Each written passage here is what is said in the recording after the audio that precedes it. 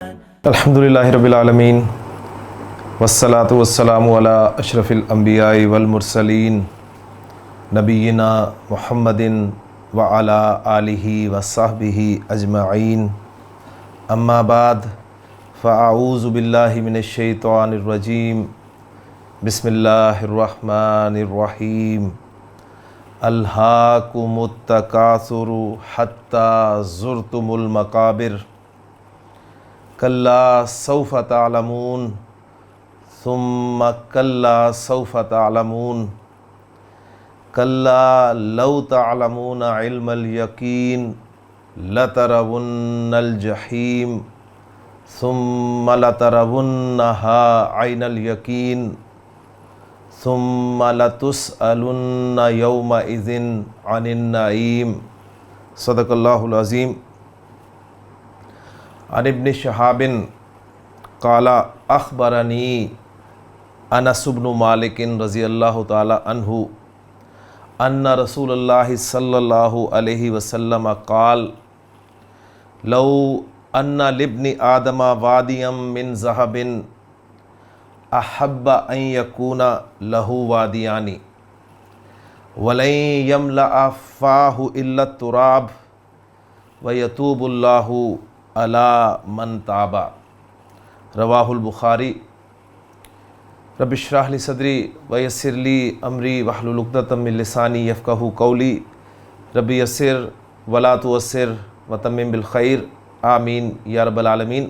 اعراب القرآن میں آج سے انشاءاللہ تعالی 8 آیات پر مشتمل صورتیں ہم شروع کر رہے ہیں، اور اس سلسلے کی پہلی صورت سورۃ التکاثر ہے جو میں نے آپ کے سامنے ابھی تلاوت کی ہے، اور اس سورہ مبارکہ کا نمبر مصحف میں 102 ہے۔ 8 آیات پر مشتمل اس سورہ مبارکہ کی گرامیٹیکل انالیسس کے ساتھ میں بورڈ پر چلتا ہوں اور اس سورہ مبارکہ کی پہلی آیت جو ہے وہ آپ کے سامنے رکھتا ہوں جی۔ سورۃ التکاثر کی پہلی آیت میں نے آپ کے سامنے بورڈ پہ لکھی ہے جی، یہ ہے الہاکم التکاثر، اور اس آیت میں جو الفاظ استعمال ہوئے ہیں انہیں ذرا کاؤنٹ کر لیں۔ یہ الہاکم اور التکاثر 3 الفاظ پر مشتمل ہے جی۔ یہ الہا ایک فعل ہے، کم ضمیر ہے، اور آپ جانتے ہیں کہ ضمیر متصل کے بارے میں ایک پیٹ فارمولہ میں نے آپ کو دیا ہوا ہے کہ ضمیر متصل اگر فعل کے ساتھ مل کر آئے گی تو اس کے لیے مفعول بنے گی، ٹھیک ہے، اور اگر اسم کے ساتھ مل کر آئے گی تو اس اسم کے لیے مضاف الیہ بنے گی۔ تو یہاں سے فوری طور پہ آپ کا ذہن جو ہے اس طرف چلے جانا چاہیے، اور التکاثر جو ہے یہ ایک اسم ہے۔ تو گویا اس پہلی آیت میں 2 اسماء، جس میں سے ایک اسم ظاہر ہے اور دوسرا اسم ضمیر ہے اور ایک فعل، ان 3 کلمات پر مشتمل یہ آپ کی پہلی آیت ہے۔ اس میں جیسے میں نے عرض کیا کہ الہا ایک فعل ہے، تو پہلے اس فعل کو ہم دیکھ لیتے ہیں جی۔ الہا یہ مادہ ہے جس کا لحو، لام، ہا اور واو، یہ اس کا 3 حرفی مادہ ہے جی۔ ثلاثی مجرد میں یہ باب نون سے آتا ہے۔ پہلی بات، صحیح غیر صحیح فعل کی کیٹیگری کے اعتبار سے غیر صحیح فعل ہو گیا، اور غیر صحیح فعل میں یہ لام کلمہ پر حرف علت آنے کی وجہ سے ناقص ہو گیا، اور ناقص واوی ناقص جائی کی قسم کے اعتبار سے ناقص واوی ہو گیا، ٹھیک ہو گیا جی۔ باب نون سے جب یہ استعمال ہوتا ہے تو نارمل ماضی مضارع اس کا بنے گا لہوا اور ینصرو یلہو، لہوا یلہو، اور پھر چینجز کے بعد آپ کو پتہ ہے کہ ناقص کا موٹا قاعدہ، حرف علت پر حرکت ہو، پیچھے زبر ہو، تو اگر وہ حرف علت واو ہے تو اسے پورے الف کے طور پہ لکھا جائے گا، تو یہ بن جائے گا جی آپ کا لہا، اور اگر وہ حرف علت یا ہو، ٹھیک ہے نا، یعنی وہی فارمولہ کہ حرف علت پہ حرکت ہو، پیچھے زبر ہو، اگر وہ حرف علت واو ہے تو پورا الف لکھا جائے گا، اور اگر حرف علت یا ہے تو الف مکسورہ لکھا جائے گا، ٹھیک ہو گیا۔ اور ناقص کا ایک قاعدہ یہ ہے کہ واو پر پیش ہو اور پیچھے پیش ہو تو واو کو ساکن کر دیا جاتا ہے، تو یہ بن گیا جی آپ کا یلہو، لہا یلہو، ٹھیک ہے۔ لہا یلہو لہون، اس کے معنی ہوتے ہیں جی کھیلنا، بنیادی معنی ہے اس کے کھیلنا۔ اچھا، اس کی پھر کچھ پریپوزیشنز آتی ہیں۔ لہا، یہ با کی پریپوزیشن کے ساتھ اگر استعمال ہوتا ہے تو اس کے پھر معنی ہو جاتے ہیں جی فریفتہ ہونا، ٹھیک ہو گیا۔ اور اگر یہ الا کی پریپوزیشن کے ساتھ استعمال ہو تو اس کے معنی ہو جاتے ہیں مانوس ہونا۔ اور پھر اگر یہ ان کی پریپوزیشن کے ساتھ استعمال ہو تو پھر اس کے معنی ہوتے ہیں جی غافل ہونا۔ تو موٹے اس کے معنی آپ کہہ لیں کہ غافل ہونا کے معنی میں یہ زیادہ پہچانا جاتا ہے۔ تو اصل میں لہو جو ہے یہ غفلت کے لیے عربی زبان میں استعمال ہوتا ہے، اور عربی زبان میں ہر اس شغل کو جس سے آدمی کی دلچسپی اتنی بڑھ جائے کہ وہ اس میں منہمک ہو کر، یعنی پھر سنیے گا لہو جو میں عربی زبان میں اس کو ڈیفائن کر رہا ہوں کہ یہ ہر اس شغل کے لیے بولا جائے گا جی جس میں آدمی کی دلچسپی اتنی بڑھ جائے کہ وہ اس میں منہمک ہو کر دوسری اہم ترین چیزوں سے غافل ہو جائے، تو اس کو لہو کہتے ہیں جی عربی زبان میں، ٹھیک ہو گیا۔ اب یہی مادہ لام ہا واو جب ہم ڈالیں گے مزید فی ابواب میں سے باب افعال میں، تو باب افعال میں جب یہ آئے گا تو باب افعال کا ماضی مضارع کیا ہوتا ہے جی افعل یفعل، اور اس کے پیٹرن پہ یہ بن گیا جی آپ کا الہوا افعل یفعل یلہو۔ ناقص کا ایک قاعدہ میں نے آپ کو یہ بھی بتایا ہوا ہے کہ ناقص واوی جو ہوتا ہے جب یہ مزید فی ابواب میں داخل ہوتا ہے تو واو کو یا میں تبدیل کر دیتے ہیں۔ تو پہلی تبدیلی جو آتی ہے وہ آپ کہہ لیں کہ بغیر کوئی ٹیکنیکل قاعدے کے یہی ہوتی ہے کہ اس واو کو یا میں چینج کر دیا جاتا ہے، تو یہ بن جاتا ہے جی الحیا اور یلہیو۔ الحیا یلہیو یہ نارمل بنا۔ اب اس کے بعد جب ناقص کے قواعد اپلائی کریں تو وہ دیکھیں ساتھ ہی وہ قاعدہ بھی یہاں پر ریوائز ہو گیا کہ حرف علت پہ حرکت ہو، پیچھے زبر ہو، تو اگر وہ حرف علت واو ہے تو اس واو کو الف میں، پورے الف میں تبدیل کر دیا جاتا ہے، اور اگر وہ حرف علت یا ہے تو اس کو الف مکسورہ کے طور پہ لکھا جاتا ہے۔ تو یہ دیکھیں یہ الہا بن گیا، ٹھیک ہو گیا۔ تو وہ قاعدہ الحمدللہ یہاں پر پورا ہو گیا، اور یہاں پر اس کے ساتھ ہی بالکل مل گیا کہ میں نے کہا تھا کہ واو پر پیش ہو پیچھے پیش ہو تو واو کو ساکن کر دیتے ہیں، اور یا پر پیش ہو اور پیچھے زیر ہو تو پھر یا کو ساکن کر دیتے ہیں۔ تو یہ بن گیا جی یلہی، الہا یلہی، الہا یلہی الہاءن، الہاءن اس کا مصدر ہو جائے گا جی، یا جو ہے وہ حمزہ میں چینج ہو جائے گی اب، اور پھر اس کے معنی ہوں گے جی غافل کر دینا، ٹھیک ہے، غافل کر دینا۔ تو لہا یلہو کے معنی غافل ہونا، ٹھیک، موٹے معنی اس کے، ٹھیک، اور الہا یلہی الہان کے معنی ہوں گے جی غافل کر دینا۔ اب الہا لفظی ترجمہ ہم کریں گے جی اس نے غافل کر دیا، اس نے غافل کر دیا، کم جیسے میں نے بتایا مفعول ہے، اس نے غافل کر دیا تمہیں۔ اس الہا کے اندر ایک ہوا کی ضمیر چونکہ پہلا صیغہ ہے تو اس ایک ہوا کی ضمیر جو ہے اس کا فاعل جو کہ اس کے اندر ہڈن ہے۔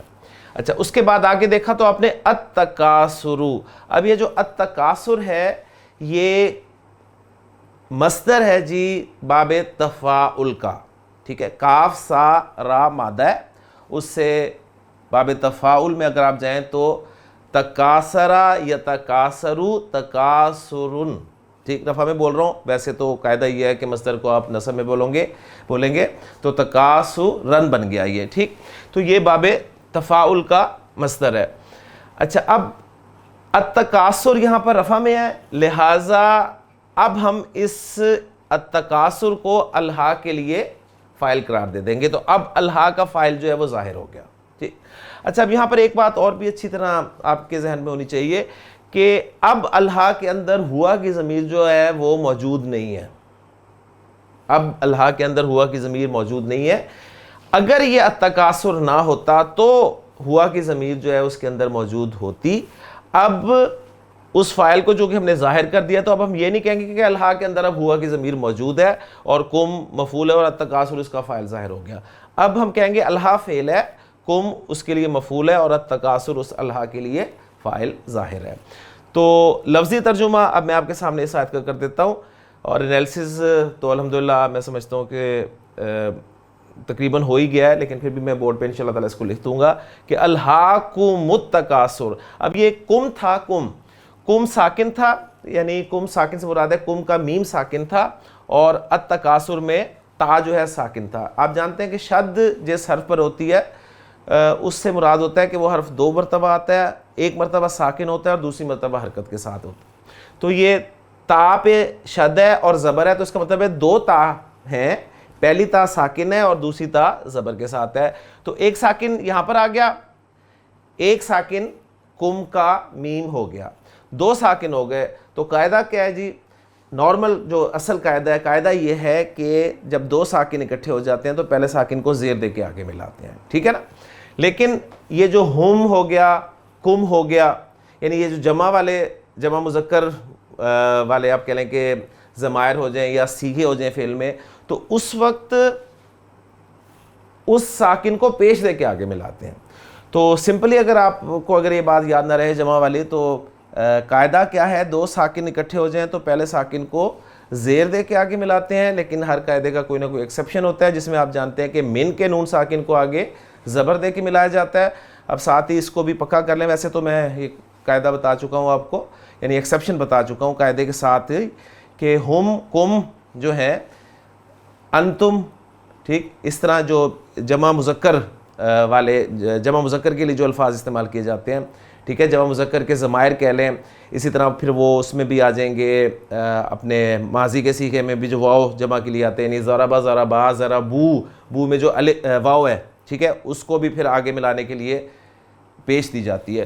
تو یہ ایک چھوٹی سی تجوید کی بات تھی، وہ بھی یہاں آپ کے سامنے آ گئی. تو اب اس کا ہم ترجمہ کریں گے کہ التکاثر نے غافل کر دیا تم سب کو، ٹھیک ہے. اب اس کا میں انالیسس پہلے آپ کے سامنے رکھ دوں اور دوسری آیت بھی سامنے لکھ دوں تاکہ یہ آیت پوری مکمل ہو جائے، اور پھر اس کے حوالے سے میں آپ کے سامنے جو ہے وہ ایک بات رکھتا ہوں، کیونکہ اصل مقصد جو ہے ہمارا قرآن مجید سے ہدایت حاصل کرنا ہے، اور اس ہدایت کو حاصل کرنے کے لیے ہم عربی زبان کا جو ہے سہارا لے رہے ہیں. اور اس میں عربی زبان میں خاص طور پہ آپ کو پتہ ہے کہ اعراب والا مسئلہ جو ہے یہ ہمیں سمجھ میں آ جائے، کون فاعل ہے، کون مفعول ہے، یہ رفع میں کیوں ہے، یہ نصب میں کیوں ہے، جر میں کیوں ہے، تو انشاءاللہ تعالیٰ باتیں کلیئر ہوتی جاتی ہیں. تو میں اس کا انالیسس کر کے دوسری آیت جو ہے وہ بھی سامنے رکھتا ہوں، اور پھر انشاءاللہ تعالیٰ اس کے بارے میں آپ کو کچھ مزید بتاتا ہوں. جی یہ اللہ جی فعل ہو گیا آپ کا، اور کم جو ہے یہ مفعول ہو گیا، اور التکاثر جو ہے یہ اس کے لیے فاعل ہو گیا. فعل اپنے فاعل اور مفعول مقدم سے مل کر جملہ فعلیہ خبریہ بن گیا. اچھا، اس میں اب یہاں پر وہی بات اچھی طرح جو ہے وہ یاد کر لیں کہ نارمل ترتیب جملہ فعلیہ کی کیا ہوتی ہے؟ فعل سے جملہ فعلیہ شروع ہوتا ہے، اس کے بعد فاعل ہوتا ہے اور پھر مفعول آتا ہے، ٹھیک ہے. اور مفعول اگر ضمیر کی صورت میں ہو اور فاعل ظاہر ہو تو مفعول کو پھر فعل کے ساتھ اٹیچ کر دیا جاتا ہے. یہ چیزیں الحمدللہ آپ کی کلیئر ہے. یہ آپ کا جملہ فعلیہ ہو گیا، اور اس کے ساتھ دوسری آیت جو ہے وہ بھی میں بورڈ پہ لکھ دیتا ہوں تاکہ اس کو بھی ہم اسی کے ساتھ اٹیچ کرتے ہیں. وہ آیت ہے جی آپ کی حتی زرتم المقابر، ٹھیک ہو گیا. الفاظ کو کاؤنٹ کر لیں جی. حتی آپ کا حرف ہے، حرف جر، زرتم آپ کا فعل، المقابر آپ کا اسم، ایک فعل ایک اسم اور ایک حرف پر مشتمل آپ کی یہ آیت ہے. اچھا، اب الفاظ پہ بات کر لیتے ہیں جی. زرتم، یہ جو زرتم ہے یہ فعل جو ہے اس کا مادہ ہے جی زا، واو اور را. باب نون سے استعمال ہوگا. باب نون سے جب یہ آیا تو کیا بنا جی؟ نارمل زورا یزورو، زورا یزورو. اجوف ہے غیر صحیح فعل کی کیٹیگری کے اعتبار سے. قاعدہ زورا کیا بن گیا جی؟ زارا. اور یزورو کیا بن گیا؟ یزورو. زارا یزورو. کالا یقولو پیٹرن پہ، ٹھیک ہو گیا. اچھا اب آپ کو پتا ہے کالا کالا، کالو کالت، کالتا، کلنا، چھٹے صیغے میں کیا ہوتا ہے؟ حرف علت ڈراپ ہو جاتا ہے اور فا کلمہ کی حرکت بھی تبدیل کی جاتی ہے، یا اس پر پیش آتی ہے یا زیر آتی ہے. باب نصر ینصرو، کرما یکرمو میں پیش آئے گی، باقی میں زیر آئے گی. تو باب نون ہے تو کالا کالا، کالو کالت، کالتا، کلنا، پھر کلتا کلتما کلتم، کلتی کلتما کلتنا، کلتو کلنا. تو یہ بھی زارا یا زرو ہے، تو زارا زارا، زارو زارت، زارتا، زرنا، زرتا زرتما، زرتم، زرتم، زرتی زرتما، زرتنا، زرتو، زرنا. اچھا زارا یزورو اور اس سے مصدر بنتا ہے جی زیارتن، ٹھیک ہے. اصل میں تھا زیوارتن اور واو سے پہلے زیر ہوتی ہے تو آپ کو پتہ ہے واو کو یہاں میں چینج کر دیا جاتا ہے تو یہ بن گیا جی زیارتن. زارا یزورو زیارتن کے معنی ہوں گے زیارت کرنا، ملنے کے لیے جانا، ملاقات کرنا، ٹھیک ہو گیا. اچھا اب المقابر، المقابر یہ آپ کہہ لیں کہ جمع ہے مقبرہ کی. مقبرہ کس سے نکلا ہے جی؟ قاف بارہ مادہ قبرہ یکبرو، ٹھیک ہے. اس کے معنی ہوتے ہیں جی دفن کرنا. اس سے اسم و ظرف، اسم و ظرف آپ کو پتہ ہے نا، درسا یدرسو، اس سے مدرساتن ایک اسم و ظرف بن جاتا ہے، مدرساتن. یعنی اسم و ظرف کے تین موٹے اوزان آپ کے ذہن میں ہونے چاہیے، ایک مفعلن کا وزن، ایک مفعلن کا وزن اور ایک مفعلتن کا وزن، ٹھیک ہے. مفعلن، مفعلن، مفعلتن کیا بن گیا جی؟ مفعلن کے وزن پہ مجلسن، جلسہ یجلسو سے مجلسن، اور مفعلن کے وزن پہ کیا بنا جی؟ ذبح یذبح مذبح مذبحن، طبخ یطبخ مطبخن، کچن کے لیے جو لفظ استعمال ہوتا ہے، اور درس یدرس مدرستن. تو باب نون سے آپ دیکھ رہے ہیں کہ یہ آ گیا جی قبرہ یکبرو مقبراتن. تو مقبرہ اب کیا بنے گا؟ اسم ظرف دفن کرنے کی جگہ، ٹھیک ہے، دفن کرنے کی جگہ، مقبرہ. اچھا مقبرہ سے پھر جمع بنی جی مقابرو، مقابرو یہ اس کے لیے جمع ہے مقابر، بالکل جس طرح مدرستن کی جمع آتی ہے مدارس، ٹھیک ہے. مدرستن مدارسو، مقبرتن مقابرو. اچھا اب یہ مقابرو جو ہے آپ کو پتہ ہے کہ صیغہ منتہی الجموع کا ہے. صیغہ منتہی الجموع کون سا صیغہ ہوتا ہے؟ جس پر جمع کی، جمع مکسر کی بس ہو جاتی ہے، اینڈ ہو جاتی ہے، ٹھیک ہے. اینڈ ہو جاتی ہے کیا مطلب ہے کہ اس سے آگے اس کی جمع مکسر نہیں آتی. ہاں اس جمع مکسر کی پھر آگے جمع سالم آ سکتی ہے، جمع مکسر مزید نہیں آتی. آپ جانتے ہیں کہ عربی زبان میں ایک لفظ کی جمع بنتی ہے، پھر اس سے جمع بنتی ہے، پھر اس سے جمع بنتی ہے، بعض اوقات یہ جمع کافی آگے تک چلی جاتی ہیں، ٹھیک. لیکن ایک حد ایسی آتی ہے جس پر اس کی جمع کی بس ہو جاتی ہے، اس سے مزید آگے جمع مکسر نہیں بن سکتی. اس صیغے کو صیغہ منتہی الجموع کہتے ہیں، ٹھیک ہے. منتہی الجموع جہاں پر جمع کی انتہا ہو جائے. اس کے بعد اس کی جمع مکسر تو نہیں بنتی لیکن جمع سالم بہرحال بن جاتی ہے. اچھا اب یہ جمع جو منتہی الجموع کا صیغہ ہے یہ بعض اوقات دوسرا صیغہ بھی ہو سکتا ہے، یعنی پہلی جمع بھی ہو سکتی ہے، ایک لفظ کی جمع بنائی وہ بھی صیغہ بن گیا. اس منتہی الجموع کا صیغہ جو ہے وہ پہچانا کیسے جاتا ہے؟ اس میں جو میں نے آپ کو بتایا تھا کہ غیر منصرف ہوتا ہے صیغہ منتہی الجموع، ٹھیک ہے. یہ میں نے کہاں بتایا تھا؟ یہ آپ کو میں نے اپنے یہ جو ہے ہمارے الطریقۃ الاسریہ کی پہلی کتاب، اس میں میں نے غیر منصرف اسماء کو جب ڈیٹیل سے بتایا تھا نا، تو اس میں انشاءاللہ تعالیٰ آپ تفصیل سے اس کو دیکھ سکتے ہیں کہ صیغہ منتہی الجموع کے حوالے سے کچھ مزید ڈیٹیلز بھی آپ کو مل جائیں گی. یہاں پر میں صرف ایک اس کا وزن آپ کے سامنے رکھ رہا ہوں کہ 2 حروف ہوں گے جی زبر کے ساتھ، اس کے بعد ایک الف ہوگا اور پھر اس کے بعد 2 حروف ہوں گے، ٹھیک. اب 2 حروف جو ہیں یعنی یہ پیٹرن بن جائے نا آپ کا، 2 زبر پھر ایک الف اور پھر 2 حروف، یعنی الف کے بعد الف الجمع کہلاتا ہے. یہ الف الجمع کے بعد اگر 2 حروف ہوں، ٹھیک، تو وہ صیغہ آپ کہہ لیں کہ منتہی الجموع کا صیغہ ہو گیا اور وہ غیر منصرف ہو گیا. اگر اس الف کے بعد ایک حرف ہو لیکن وہ شد والا ہو تو وہ بھی غیر منصرف ہوتا ہے، صیغہ منتہی الجموع کا ہوگا. اور اگر اس الف جمع والے کے بعد 3 حروف ہوں تو شرط یہ ہوتی ہے کہ درمیان والا حرف ساکن ہو. جیسے مصباح کی جمع مصابیح، مصابیح. اب دیکھیں آپ سمپل وہ چیز بن رہی ہے اسی طرح آپ کی کہ 2 زبر آ رہی ہیں، پھر ایک الف آ رہا ہے، پھر بی با یا اور ہا ہے جس میں یا جو ہے وہ ساکن ہے، تو مصابیح. اسی طرح یہ مقابر، مساجد، اس لیے آپ دیکھتے ہیں کہ مساجد بھی جو ہے وہ غیر منصرف ہے. اب یہ صیغہ منتہی الجموع ہے، غیر منصرف ہے، الف لام لگا ہوا ہے، تو بہرحال وہ یہاں پر پتہ نہیں چل رہا آپ کو، لیکن ویسے آپ کو پتہ ہونا چاہیے کہ یہ مقابر کا لفظ جو ہے یہ غیر منصرف ہے، اس لیے کہ صیغہ منتہی الجموع کا صیغہ ہے. اور مقابرو، اس کی اگر رفع نصب جر ہم بولیں گے الف لام کے بغیر تو مقابرو، مقابرہ، مقابرہ کہیں گے. الف لام لگ جائے گا تو ہم پھر کہیں گے المقابرو، المقابرہ، المقابری. الف لام کے ساتھ غیر منصرف اسم جو ہے حالت جر میں زیر قبول کر لیتا ہے، یہ آپ جانتے ہیں.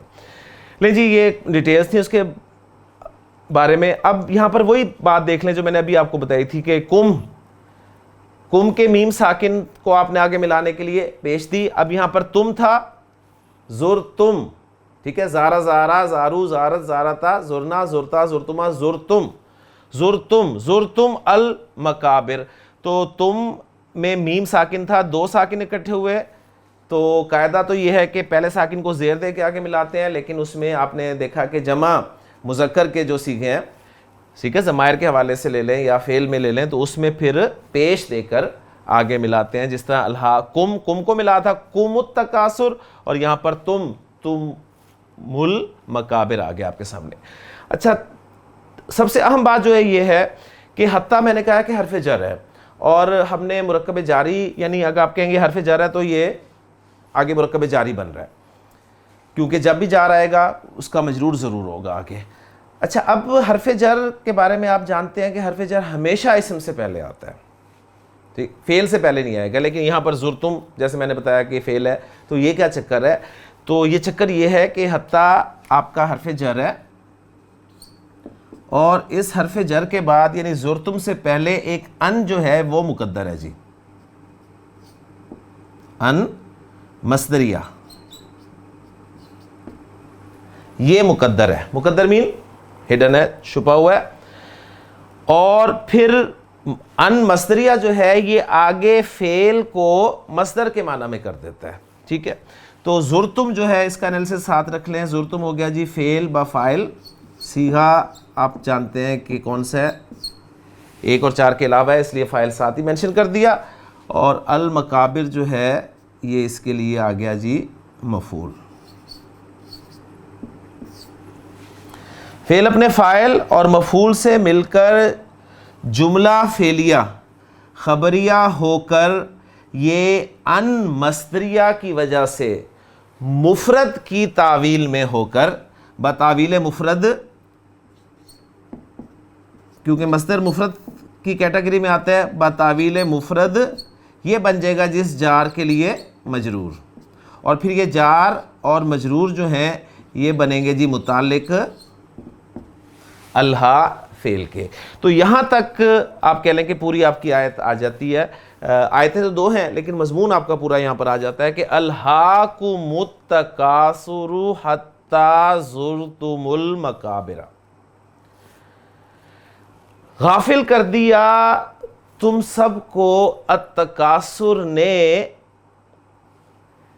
یہاں تک کہ تم نے جا دیکھی قبریں.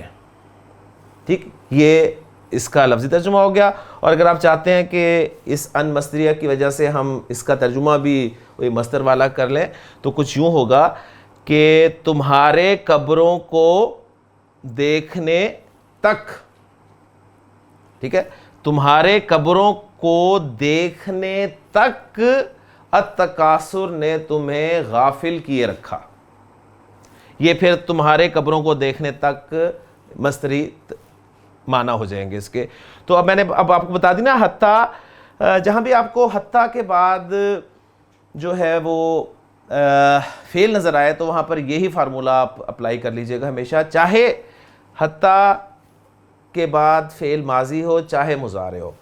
وہ پیٹ فارمولہ ہو گیا یہ آپ کا کہ اس حتیٰ کے بعد ایک ان مصدریہ جو ہے وہ مقدر ہے، اور اس ان مصدریہ کی وجہ سے اگلا فعل جو ہے وہ مفرد کی تعویل میں ہو کر مجرور بنے گا اس حتیٰ کے لیے، اور یوں حتیٰ یعنی حرف جر اپنے مجرور کے ساتھ مل کر، ظاہر بات ہے آپ کو پتہ ہے کہ جار مجرور کسی نہ کسی کے متعلق ہوتے ہیں. اسی طرح سیم فارمولہ جو ہے آپ نے اس پہ لگانا ہے جی لام کئی پہ. ٹھیک ہے، لام کئی کے ساتھ بھی یہ ہوتا ہے نا، لام کئی جسے ہم کہتے ہیں وہ لام کئی اصل میں لام جارہ ہی ہوتا ہے، تو اس کے ساتھ پھر ان جو ہے محذوف مانا جاتا ہے، اور پھر لی ان کے ساتھ، یعنی جب میں کہتا ہوں کہ خرجت من الفصلی، میں کلاس سے باہر نکلا، لی اشرب الماء، پانی پینے کے لیے، لی اشرب الماء، لام تعلیل جسے ہم کہہ رہے ہیں. ٹھیک ہے، لام کئی میں نے اسے اس کانٹیکس میں کہہ دیا. تو لام تعلیل، اب لام تعلیل کیا ہے آپ کو پتہ، لام جا رہا ہے تو اس کے بعد ایک ان جو ہے وہ معذوف ہے، یعنی پانی پینا، پانی پینے کے لیے. اب ترجمہ میں یہ کروں نا، لی اشرب الماء، پانی پینے کے لیے، یعنی تاکہ میں پانی پیوں. اب وہ تاکہ ترجمہ کیا تو پھر وہ لام کئی والا ترجمہ ہی آ گیا. تو یہ دو آپ کے سامنے پوائنٹس آگے کہ حتیٰ اور یہ لام کئی یا لام تعلیل جسے ہم کہتے ہیں، یہ جب آ جائیں گے اور اس کے بعد آپ کو فعل نظر آئے گا، تو اس فعل سے پہلے چاہے وہ فعل ماضی ہو چاہے مضارع ہو، اس سے پہلے ایک ان جو ہے وہ مصدریہ وہ مقدر ہوگا.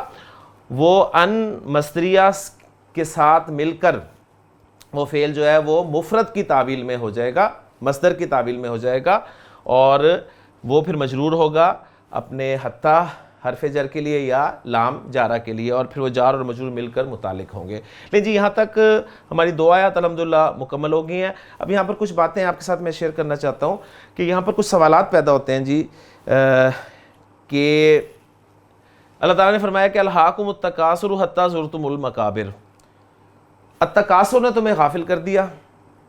ٹھیک ہے، تمہارے قبروں کو وزٹ کرنے تک غافل کیے رکھا. اب یہاں پر جو تکاثر، جیسے میں نے آپ کے سامنے عرض کیا تھا کہ تکاثر جو ہے یہ باب تفاعل کا مصدر ہے، اور باب تفاعل کی جو خصوصیات ہیں اس میں ایک خصوصیت اس کی یہ ہے کہ اس میں تشارک پایا جاتا ہے. ٹھیک ہے، تشارک کسے کہتے ہیں، یعنی کسی کام میں 2 پارٹیز کا، 2 اشخاص کا جو ہے وہ شامل ہونا. اچھا، اب اس باب کی خصوصیت اور جیسے میں نے کہا کہ یہ کثرت سے نکلا ہے، تو ان باتوں کو سامنے رکھتے ہوئے تکاثر کے 3 معنی بنتے ہیں جی. وہ 3 معنی کیا ہیں جی؟ نمبر 1 معنی اس کے یہ بنیں گے کہ زیادہ سے زیادہ کثرت حاصل کرنے کی کوشش کرنا، زیادہ سے زیادہ کثرت حاصل کرنے کی کوشش کرنا، یہ ہے معنی تکاثر کے. ایک دوسرے معنی یہ ہو جائیں گے جی کثرت کے حصول میں ایک دوسرے سے بڑھ چڑھ کر کوشش کرنا. پہلا تھا زیادہ زیادہ کثرت حاصل کرنا کہ اور آ جائے اور آ جائے اور آ جائے اور آ جائے، یہ ہے زیادہ زیادہ کثرت حاصل کرنا. دوسرے معنی ہوں گے ایک دوسرے سے بڑھ چڑھ کر کوشش کرنا، یعنی مقابلہ بازی کرنا. ٹھیک ہے، کہ اس کے پاس یہ ہے تو میں اس سے اور بڑھ کر حاصل کروں. تیسرے معنی یہ ہوں گے کہ کثرت کی بنا پر ایک دوسرے کے مقابلے میں فخر جتانا. اب کثرت ہو گئی ہے، آپ کے پاس زیادہ ہے اس سے، تو آپ اس پہ فخر کر رہے ہیں. تو یہ تینوں کے تینوں معنی جو ہیں یہ تکاثر کے معنی یہاں پر ہوں گے. اچھا، اب جو سوالات پیدا ہوتے ہیں ان آیات سے کہ اللہ تعالیٰ نے بس یہاں پر بتایا کہ تمہاری قبریں دیکھنے تک التکاثر نے تمہیں غافل کیے رکھا. اب یہاں پر کس چیز کی تکاثر ہے؟ ایک سوال یہ پیدا ہوتا ہے جی، کیونکہ سمپل بیان ہے کہ جی کثرت نے. اچھا، اب وہ کثرت ہے یا کثرت میں ایک دوسرے سے بڑھنا، یا کثرت میں ایک دوسرے سے بڑھنے کے بعد فخر کرنا؟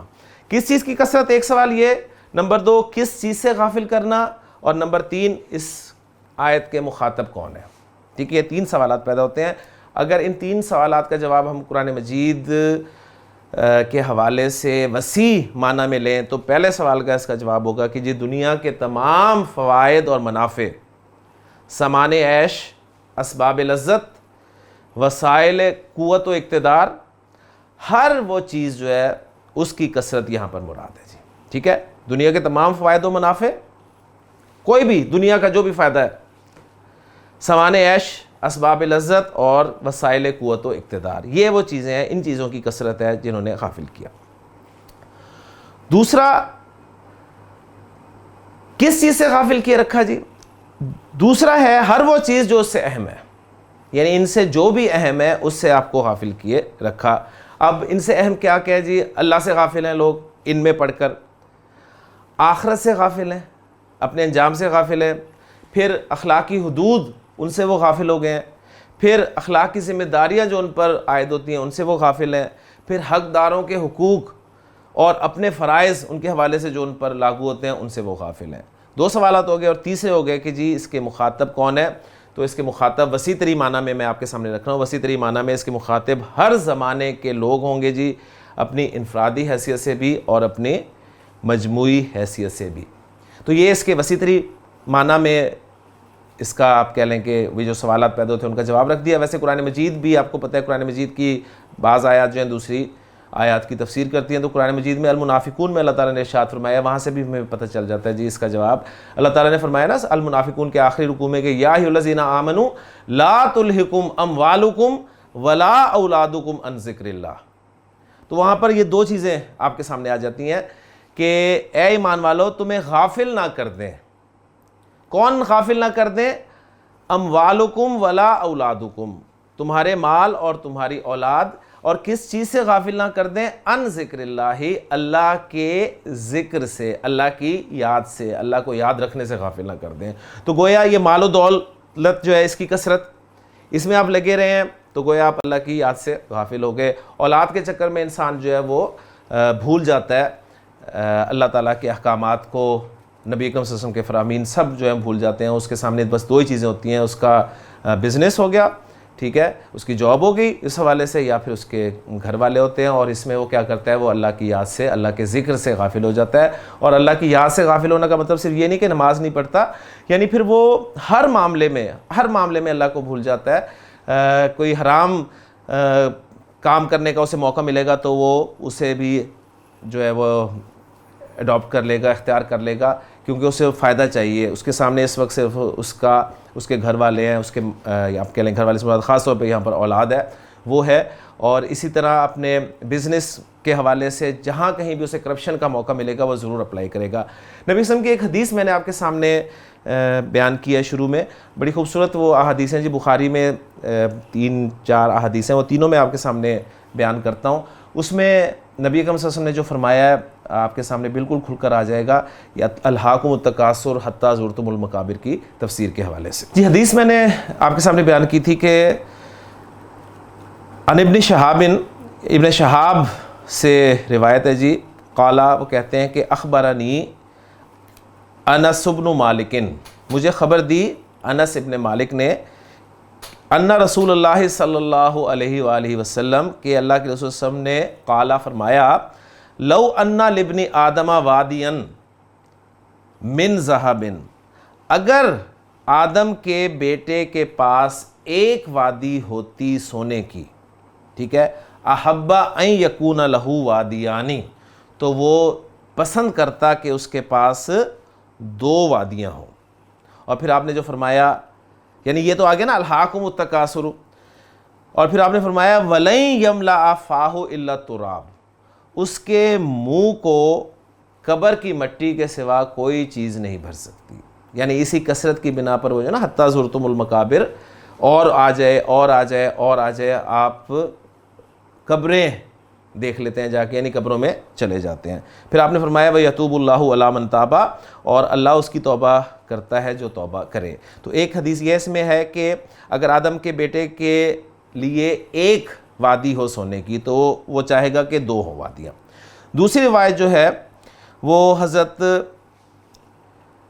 ابن عباس رضی اللہ تعالیٰ عنہما سے ہے، یقولو، کہتے ہیں کہ سمیت النبی صلی اللہ علیہ وسلم، میں نے نبی کریم صلی اللہ علیہ وسلم کو سنا یقولو فرماتے ہوئے کہ لو کان لابن آدم وادیان من مال، اب یہاں پر وادیانی پہلے 2 کا ذکر ہے کہ اگر آدم کے بیٹے کے پاس 2 وادیاں ہوں مال کی، 2 وادیاں ہوتی مال کی، لبتغا ثالثاً، تو وہ ضرور چاہتا کہ تیسری بھی ہو۔ ولا یملأ جوف ابن آدم الا التراب، آدم کے پیٹ کو قبر کی مٹی ہی، یعنی اب یہاں پر مٹی سے مراد قبر کی مٹی ہی بھر سکتی ہے۔ وَيَتُوبُ اللَّهُ عَلَىٰ مَن تَابَ، اور اللہ تعالیٰ اس کی توبہ قبول کرتا ہے جو توبہ کرتا ہے۔ تیسری روایت جو ہے وہ یہ ہے کہ ابن زبیر منبر پر مکہ میں خطبہ دے رہے تھے، انہوں نے خطبہ دیتے فرمایا کہ یا ایھا الناس، اے لوگو، ان النبی صلی اللہ علیہ وسلم کان یقول، نبی اکرم صلی اللہ علیہ وسلم فرمایا کرتے تھے لو ان ابن آدم اوتی وادیا ملء من ذہب، اگر آدم کو سونے کی بھری ہوئی ایک وادی دے دی جائے، ایک وادی عطا کر دی جاتی، تو احب الیہ ثانیا، تو وہ ضرور دوسری کی خواہش کرتا، وہ دوسری چاہتا، ولو اوتیا ثانیا، اور اگر اسے دوسری دے دی جاتی تو احب الیہ ثالثا، تو وہ تیسری کا خواہش مند رہتا، ولا یسد جوف ابن آدم الا التراب، اور آدم کے پیٹ کو قبر کی مٹی کے علاوہ کوئی چیز نہیں بھر سکتی، وَيَتُوبُ اللَّهُ عَلَى مَنْ تَابَ، اور اللہ تعالیٰ توبہ قبول کرتا ہے کس کی توبہ کرتا ہے؟ جو توبہ کرتا ہے اس کی توبہ قبول کرتا ہے۔ تو یہ احادیث میں نے آپ کے سامنے رکھی ہیں۔ ان احادیث کے حوالے سے میں ایک چیز دیکھ رہا تھا جی، مجھے تفسیر میں ملی کہ حضرت ابی بن کعب رضی اللہ عنہ فرماتے ہیں کہ ہم ان کو قرآن میں سے سمجھتے تھے، یعنی یہ غالباً قرآن کا ٹیکسٹ ہے، یہاں تک کہ الہاکم التکاثر جو ہے وہ نازل ہوئی، ٹھیک، یعنی حضرت سورۃ التکاثر جب نازل ہوئی ہے تو پھر انہوں نے کہا نہیں یہ قرآن کا حصہ نہیں ہے، تو یعنی یہ اتنا آپ جیسے اس میں کہا نا کہ آپ فرمایا کرتے تھے، تو فرمایا کرتے تھے تو مراد ایک عمل جو ہے وہ کنٹینیو ہوگا۔ تو یہ ان دو آیات کے حوالے سے اس کا گرامیٹیکل انالیسس بھی ہو گیا، اور جو لیسن اصل میں ہمارا مقصد ہے قرآن مجید سے ہدایت حاصل کرنا وہ سامنے آ گیا۔ لیکن جی اب اس کے بعد ہم چلتے ہیں جی آگے اس سورہ مبارکہ کی تیسری آیت کی طرف۔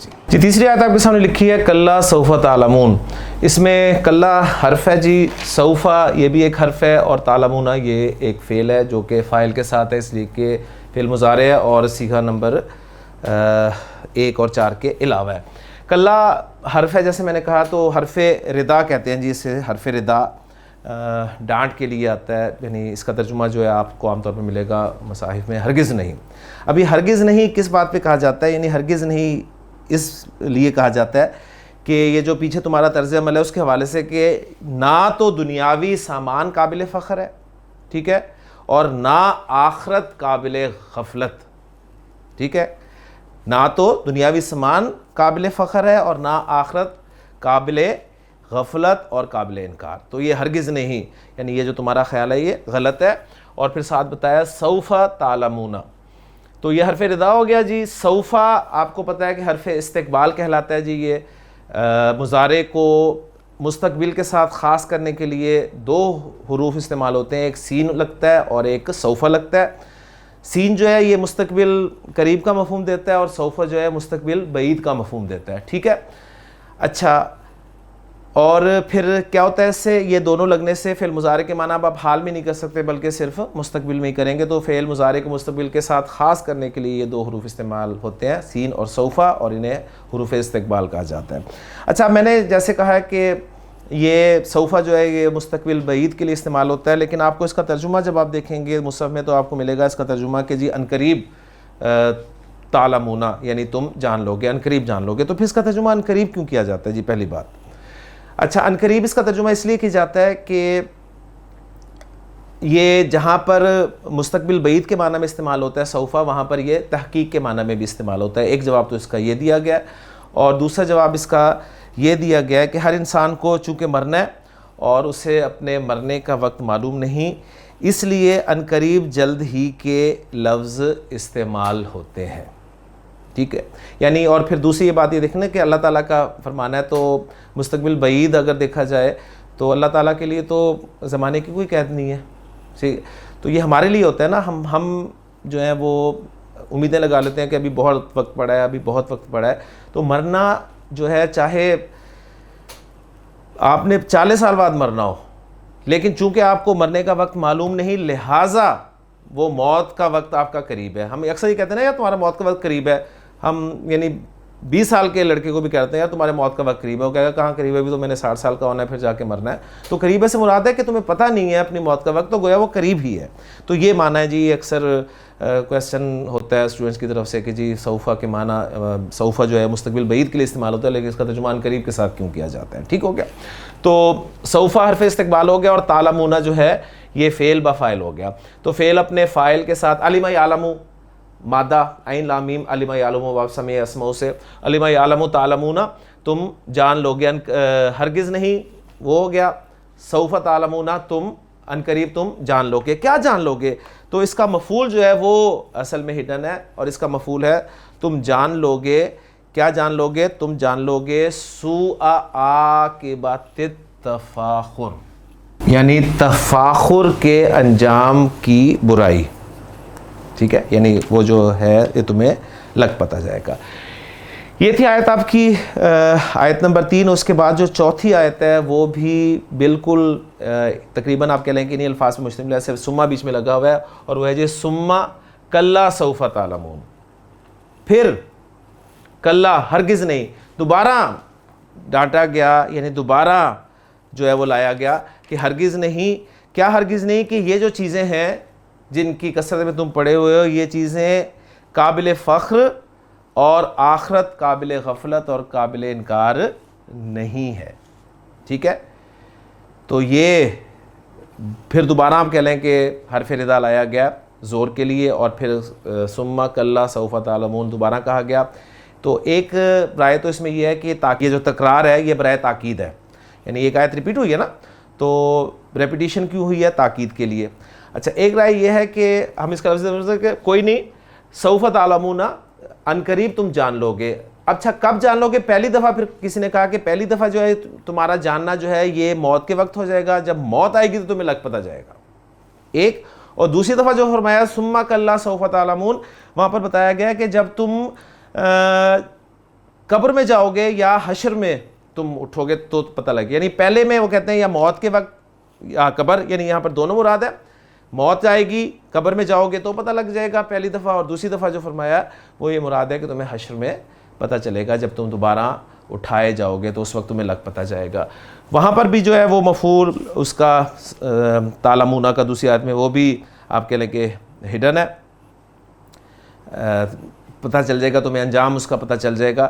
تو یہ دو جملے ہیں سوف تعلمون, اور جسے ثم کے ذریعے جو ہے وہ عطف کیا گیا. تو پہلا جملہ جو ہے ہم معطوف علیہ بنا دیں گے, دوسرا جملہ جو ہے وہ معطوف بنا دیں گے, اور اس جملے کو ہم کہیں گے جی یہ جملہ استئنافی ہے, یعنی ایک نیا جملہ ہی جو ہے وہ شروع ہو رہا ہے. جی 5ویں آیت بورڈ پہ آپ کی لکھی ہوئی ہے کہ کلا لو تعلمون علم الیقین. الفاظ پر غور کر لیں. کلا پھر وہ آپ کا حرف آ گیا جی, حرف ردا کہلاتا ہے, را دال اور عین ردا.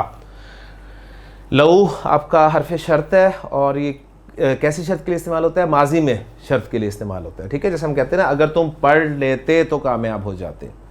ٹھیک ہے, ایک ہے جی اگر تم پڑھو گے تو کامیاب ہو جاؤ گے, اس میں پاسبلٹی ہوتی ہے, اور اگر تم پڑھ لیتے تو کامیاب ہو جاتے. اب اس میں کوئی پاسبلٹی نہیں ہے, یعنی جزا کے پورے ہونے کی کوئی پاسبلٹی نہیں ہے جواب شرط کے پورے ہونے کی. تو لو آپ کا حرف شرط ہو گیا, تعلمون پھر فعل با فاعل ہو گیا. علم الیقینی, یہ علم اسم, الیقین اسم, دو اسماء ایک فعل اور دو حروف پر مشتمل آپ کی یہ آیت ہے. کلا سے شروع ہو رہی ہے, کلا پھر کہا گیا ہرگز نہیں, یعنی ایک مرتبہ پھر آپ کہہ لیں کہ تیسری مرتبہ کہا گیا ہے کہ یہ چیزیں قابل توجہ جن کی قسم میں تم پڑے ہوئے ہو, اور آخرت قابل ترک نہیں ہے, قابل غفلت نہیں ہے. یا ایک رائے یہ ہے کہ کلا جو ہے بامعنی حقاً بھی استعمال ہوتا ہے, یعنی حقاً یقیناً کے معنی میں, سچ کے معنی میں بھی استعمال ہوتا ہے. اچھا, اس کے بعد ہے لو تعلمون علم الیقین. اب لو آپ نے قرآن مجید میں دیکھا کہ لو انزلنا ھذا القرآن علی جبل, لو انزلنا ھذا القرآن علی جبل لرأیتہ خاشعا متصدعا من خشیۃ اللہ. تو ایک شرط ہے, ایک جواب شرط ہے. تو یہ شرط والا حصہ آپ کے سامنے آ رہا ہے, لو کے ساتھ شرط آ رہا ہے. تو لو اس کا انالیسس اگر میں کروں تو یوں بنے گا جی, لو حرف شرط ہو گیا, اور تعلمون آپ کا فعل با فاعل, اور علم الیقین یہ آپ کا بنا جی یہاں پر مضاف اور مضاف الیہ. مضاف اور مضاف الیہ مل کر یہ بن گیا جی تعلمون. علم یعلم علمن ہے نا, تو علم اسی فعل کا مصدر آ گیا. تو اسی فعل کا جب مصدر آتا ہے تو ہم اسے کیا کہتے ہیں جی, ضربتہ ضربن. ٹھیک ہے, میں نے اسے واقعی مارا, مفعول مطلق. تو یہ اس کے لیے مفعول مطلق ہو گیا جی.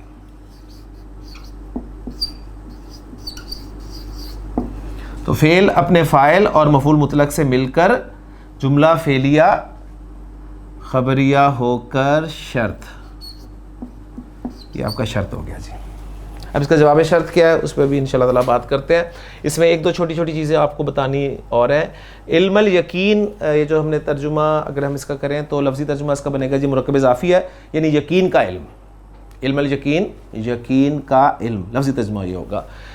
اچھا، ایک بات یہ کی گئی ہے کہ یہ علم الیقین مرکب اضافی نہیں ہے، اصل میں یہ تھا العلم الیقین، یعنی یہ تھا علم الیقین، یعنی ایک مرکب توصیفی تھا، یقینی علم، یقین والا علم. ٹھیک. اچھا، اب پھر اس مرکب توصیفی کو مرکب اضافی میں کنورٹ کیوں کیا گیا؟ یہ عربی زبان میں ایک اسلوب ہوتا ہے جی، بعض اوقات مرکب توصیفی کو مرکب اضافی میں کنورٹ کر دیا جاتا ہے. اس کو پھر کہتے ہیں جی اضافت یعنی کر دی جاتی ہے. مرکب توصیفی کو مرکب اضافی میں جب کنورٹ کر دیا جاتا ہے تو پھر دونوں پاسبلٹیز ہوتی ہیں، یا تو موصوف کی اضافت کر دی جاتی ہے صفت کی طرف، یا صفت کی اضافت کر دی جاتی ہے موصوف کی طرف. ٹھیک ہو گیا؟ یہ اضافت آپ کے حال میں کس کی ہے؟ العلم موصوف ہے، الیقین اس کی صفت ہے. ٹھیک ہو گیا؟ تو یہ اضافت ہے، اضافت الموصوف الی الصفت، اضافت الموصوف الی الصفت. اسی طرح اضافت الصفت الی الموصوف بھی ہوتی ہے. ٹھیک ہے؟ اس میں آپ کہیں کہ اکثر یہ چیزیں ملتی ہیں، اور یہ کیا کیوں جاتا ہے؟ یہ مبالغے کے لیے کیا جاتا ہے جی، مبالغہ پیدا کرنے کے لیے کیا جاتا ہے. تو یہ ایک چھوٹا سا پوائنٹ تھا جو آپ کے لیے ایک گرامر کے حساب سے نیا ہوگا. وہ پوائنٹ کیا ہے جی؟ بعض اوقات مرکب توصیفی کو مرکب اضافی میں کنورٹ کر دیا جاتا ہے. سمپلی اگر آپ اس کے سامنے یہ رکھنا چاہتے ہیں بات کہ مرکب توصیفی کو مرکب اضافی میں کنورٹ کر دیا جاتا ہے، اور کس طور پہ کنورٹ کیا جاتا ہے؟ یا تو موصوف کو صفت کی طرف اضافت دے دی جائے گی، یعنی موصوف کو مضاف بنا دیا جائے گا اور صفت کو مضاف الیہ بنا دیا جائے گا، جیسے کہ یہاں پر ہے. اور بعض اوقات صفت کو مضاف بنا دیا جاتا ہے اور موصوف کو مضاف الیہ بنا دیا جاتا ہے، اور اس سے پھر فائدہ کیا حاصل کیا جاتا ہے؟ اس سے مبالغے کا جو ہے وہ فائدہ حاصل کیا جاتا ہے. تو یہاں پر بہرحال پہلے زور تھا، اب آپ کو تھوڑا تھوڑا اندازہ ہو رہا ہوگا کہ کس قدر زور ہے کہ کلا لو تعلمون علم الیقین، اگر تم جان لیتے علم الیقین، یعنی العلم الیقین، یقین والا علم. اگر تمہارے علم میں یقین والا علم ہوتا ہے، یعنی وہ علم ہوتا ہے یقین کی حد تک. یقین کسے کہتے ہیں جی عربی زبان میں؟ یقین کہتے ہیں ایسے علم کو کہ العلم الذی لا شک فیہ، ایسا علم جس میں کسی قسم کا شک نہ ہو، وہ ہوتا ہے جی یقین. ٹھیک. تو اگر تمہیں، اور یہ پھر یقین کی آپ کہہ لیں کہ میں نے اس کی ڈیفینیشن کر دی، اور پھر یقین کے کچھ مراتب ہوتے ہیں جی، درجات ہوتے ہیں. اس میں پہلا درجہ جو ہے وہ یہاں پر بیان کیا گیا علم الیقین، جو کہ آپ دلائل سے آپ کے سامنے آتا ہے. ٹھیک.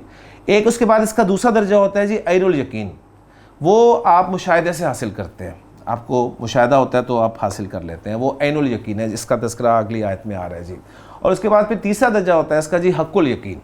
ٹھیک ہے. یہ ان دونوں سے زیادہ آپ کہہ لیں پاورفل ہوتا ہے. اس کو پھر ہمارے جو مفسرین ہیں وہ مختلف آپ کہہ لیں انداز میں مختلف مثالوں سے سمجھایا کرتے ہیں. کہتے ہیں مثلا جی آگ جو ہے یہ جلاتی ہے، ہمیں پتہ ہے، تو یہ ہمارا علم الیقین ہے، دلائل سے ثابت ہوا.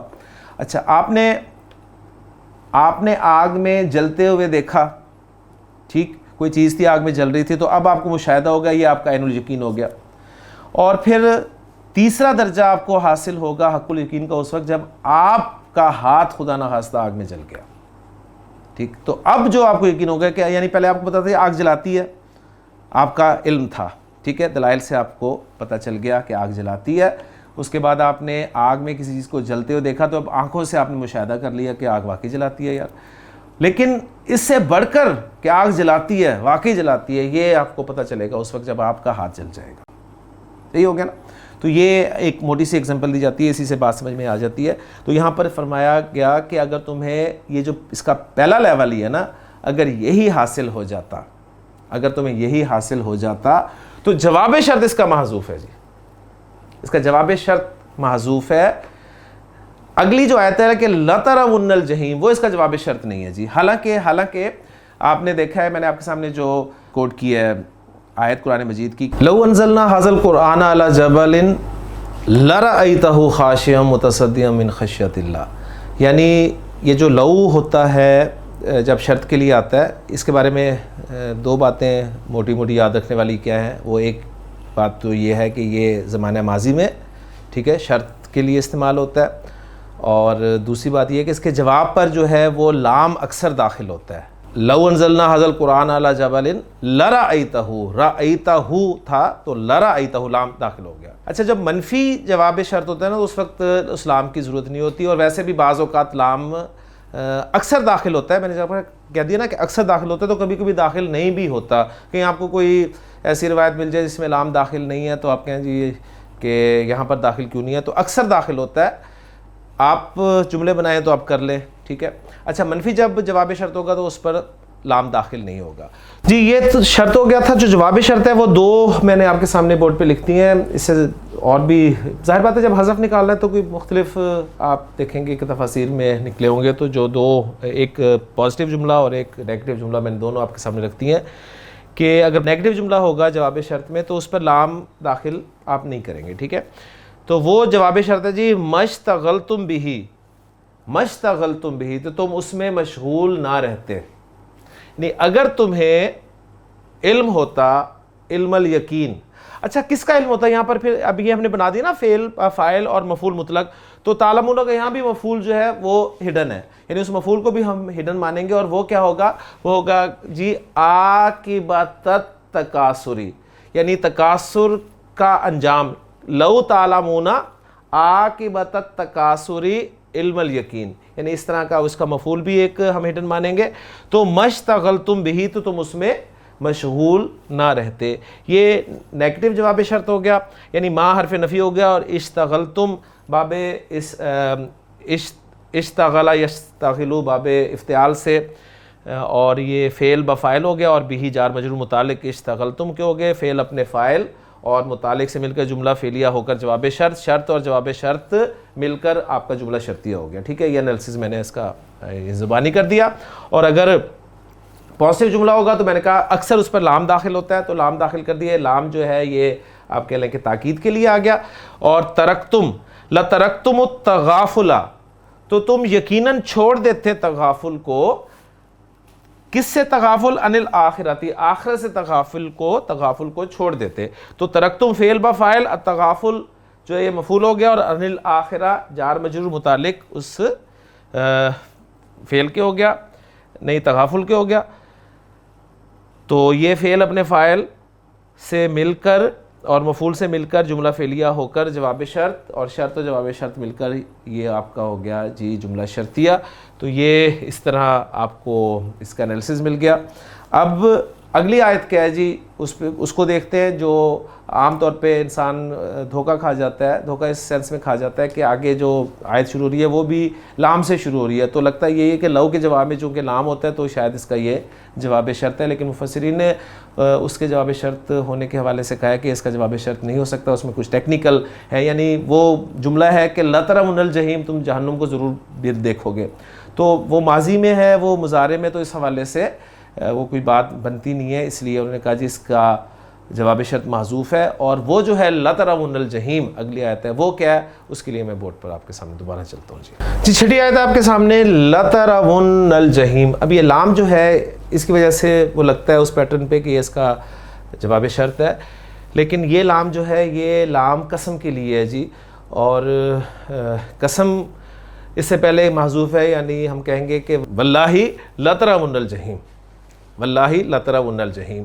تو یہ جو آپ کہہ رہے ہیں کہ جواب قسم ہے اس پہ لام داخل ہوا ہے.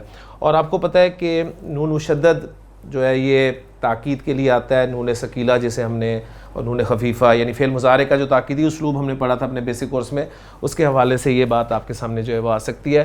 اس میں لام آپ کا حرف ہو گیا جی قسم کے لیے، تراونا فعل ہو گیا، اور الجحیم اسم ہو گیا. تو ایک فعل، ایک اسم اور ایک حرف پر مشتمل آپ کی یہ آیت ہے. اس میں ترونا جو ہے بلکہ تراونا ہے.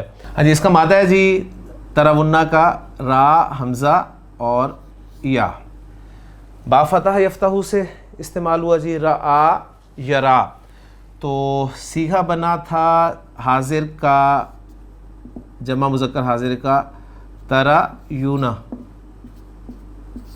ترایونا سے کیا بنا جی؟ آپ کو پتہ ہے 2 حروف علت اکٹھے ہو جاتے ہیں، مادے کا گر جاتا ہے، صیغے کا باقی رہتا ہے، تو یہ بن گیا جی ترونا۔ پیچھے زبر ہو تو صیغہ تیار ہوتا ہے، کوئی حرکت چینج نہیں کرنی ہوتی، اگر زبر نہ ہوتی، زیر ہوتی یا پیش ہوتی تو مٹا کر پھر اس کے مطابق ہم حرکت لگاتے۔ تو یہ تھا جی ترونا۔ اب ذرا تھوڑا سا اگر آپ غور کریں تو ترونا لفظ میں تا تو آپ کی علامت مضارع ہوگی، اور واو اور نون جو ہیں یہ ہیں جی جمع کی علامت، یعنی وہ جمع مذکر صیغہ جو ہوتا ہے اس کی علامت ہوتی ہے۔ تو آپ دیکھیں اس جمع مذکر حاضر والا صیغہ جو ترونا بنتا ہے، اس میں صرف ایک اصل مادے کا حرف را ہے، ایک حرف ہے مادے کا را، ٹھیک، تا علامت مضارع ہے، اور واو نون جو ہے یہ جمع مذکر کے لیے آپ کو پتہ ہے استعمال ہوتا ہے۔ اس میں واو جو ہے یہ ہمارے گرامر والے جو ہیں وہ سے اس کا فاعل قرار دیتے ہیں، جسے واو الجمع کہتے ہیں، اور نون جو ہے نون اعرابی ہوتا ہے جو ڈراپ ہو جاتا ہے جب مضارع خفیف ہوتا ہے، اخف ہوتا ہے، یعنی ان کی اصطلاح میں جب مضارع منصوب ہوتا ہے یا مجزوم ہوتا ہے تو یہ نون ڈراپ ہو جاتا ہے۔ تو یہ اصل اس کی ہے جی، ایک صرف را کا لیٹر بچتا ہے۔ اچھا، اب ترونا کے ساتھ ہم نے نون خفیفہ اور نون ثقیلہ کا استعمال، اور ہم نے پڑھا تھا کہ نون ثقیلہ کا استعمال قرآن مجید میں زیادہ ہے، نون خفیفہ کی صرف 2 ایگزامپلز قرآن مجید میں آپ کو ملتی ہیں۔ تو نون ثقیلہ جب استعمال ہوتا ہے تو کیا ہوتا ہے جی؟ آپ کو پتہ ہے ہم نے پڑھا یہ تھا کہ فعل مضارع کی ایک گردان کے 14 صیغوں کو ہم نے 5 کالم میں تقسیم کیا تھا۔ پہلے والے کالم میں ہم نے صیغے رکھے تھے 5 صیغے، وہ کون سے تھے؟ جیسے ذہب یذہبو سے ہم نے کیا تو یذہبو، تذہبو، تذہبو، اذہبو اور نذہبو، یہ 5 صیغے ہو گئے، ٹھیک۔ دوسرے کالم میں ہم نے مثنیٰ والے تمام صیغے رکھ دیے جی، یذہبانی، تذہبانی، تذہبانی، تذہبانی، یہ 4 صیغے ہو گئے، 5 اور 9 ہو گئے۔ اس کے بعد تیسرے کالم میں ہم نے جمع مذکر والے 2 صیغے رکھ دیے، یذہبونا، تذہبونا، اونا ساؤنڈ والے، 3 کالم ہو گئے۔ چوتھے کالم میں ہم نے جمع مؤنث والے 2 صیغے رکھ دیے جی، وہ کون سے تھے؟ یذہبنا، تذہبنا، اور آخری کالم میں ایک، یعنی 5ویں کالم میں ہم نے تذہبینا ایک صیغہ رکھ دیا جو کہ واحد مؤنث حاضر کا صیغہ تھا۔ تو ان 5 صیغوں کے حساب سے ہم نے دیکھا تھا جی کیا کہتے ہیں اسے، نون ثقیلہ استعمال کر کے، اور ہماری گردان جو بنی تھی لا یذہبن، لا تذہبن، لا تذہبن، لا اذہبن، لا نذہبن، لا یذہبانی، لا تذہبانی، لا تذہبانی، لا تذہبانی، لا یذہبن، لا تذہبن، ٹھیک ہے۔ اور جو واحد مؤنث حاضر والا صیغہ تھا وہ لا تذہبن، اور جو جمع مؤنث والے صیغے تھے وہ کیا بنے تھے؟ لا یذہبنانی اور لا تذہبنانی۔ تو یہ پورے صیغے میں نے ریوائز کر دیے آپ کے سامنے۔ اچھا، تو ہوا کیا تھا دیکھیں، جب جمع مذکر والے جو صیغے تھے نا، جیسے یذہبونا، یعنی یہاں پر میں تذہبونا کے ساتھ آپ کے سامنے رکھ دیتا ہوں، بات سمجھا دیتا ہوں، تذہبونا، اس کے ساتھ جب ہم نے نون ثقیلہ استعمال کیا تھا تو ہم نے کیا کیا تھا جی، شروع میں لگے گا لام، اور یہ واو اور نون یہ دونوں ڈراپ ہو جائیں گے، صحیح ہے، اور یہ بن جائے گا جی لتذہبن، ایسے ہی ہے نا، یہ بن گیا جی لتذہبن۔